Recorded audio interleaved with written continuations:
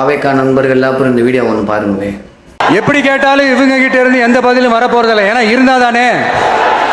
இப்போ ஆட்சியில் இருக்கிற நம்மளுடைய அங்கிள் பதில் சொல்றது இருக்கட்டும். மக்களை நீங்க சொல்லுங்க, நீங்க உண்மையை சொல்லுங்க. செய்வோம் செய்வோம் செய்வோம் செய்வோம்னு சொன்னாங்களே, சொன்னதெல்லாம் செஞ்சாங்களா? அண்ணா விஜயண்ணா வணக்கம்ண்ணா. உங்களுக்கு தான் இந்த வீடியோ. அதாவது நீங்கள் ஆட்சிக்கு வர்றதுக்கு முன்னாடி டிஎம்கேடின்னு ஒரு கேள்வி கேட்டீங்களா? நீங்கள் ஏதாவது செஞ்சுருக்கீங்களா? செஞ்சால் தான் நான் சொல்ல போகிறீங்க, மக்களை ஏமாத்துனீங்கன்னு. இந்த பேச இப்போ உங்களுக்கு தகுதி இருக்கா? நீங்கள் மாற்றம்னு வந்தீங்களே, இந்த தமிழ்நாட்டில் என்னத்தை மாற்றுனீங்க? சொல்லுங்க, பதில் சொல்லுங்க. என்னத்தை மாற்றுனீங்க? ஒன்றுமே மாற்றலை. எல்லாமே தமிழ்நாடு தரிசாதான் ஆக்கிருக்கீங்க. அதுலயும் இந்த இன்ஸ்டாகிராம்லயும் ஃபேஸ்புக்லயும் எல்லா இணையதளத்துல ஃபுல்லாமே இந்த டிவி கேட்காரங்க விட்டு கொடுத்தாங்க. எங்க விஜய் அண்ணா வந்தாருன்னா அவரு அதை செய்வார் இதை செய்வாரு. அதில் இந்த பெண் பிள்ளைங்க, நான் அவருக்கு தங்கச்சியா மட்டும் இருக்க மாட்டேன், அக்காவா இருக்க மாட்டேன், கொண்டாடியா கூட இருப்போம்னு சொன்னவங்க ஃபுல்லாமே இந்த வீடியோ.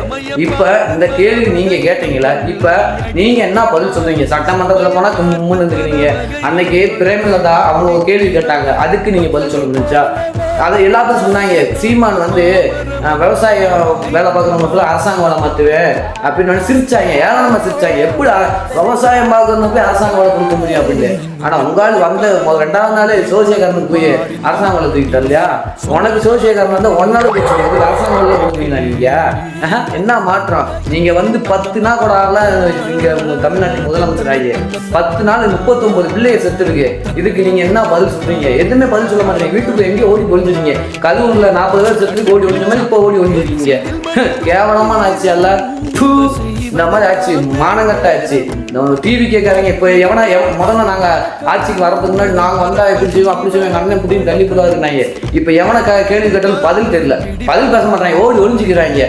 ஆனா எனக்கு ஒண்ணு மட்டும் தெரியுது, ஓம் சித்தி பராசித்தி திருச்சாத அடுத்து தமிழ்நாட்டுக்கு சித்தி சிஎம் சித்தி ஆக போகுது. அது மட்டும் நல்லா தெரியுது. மானங்கட்ட ஆட்சி.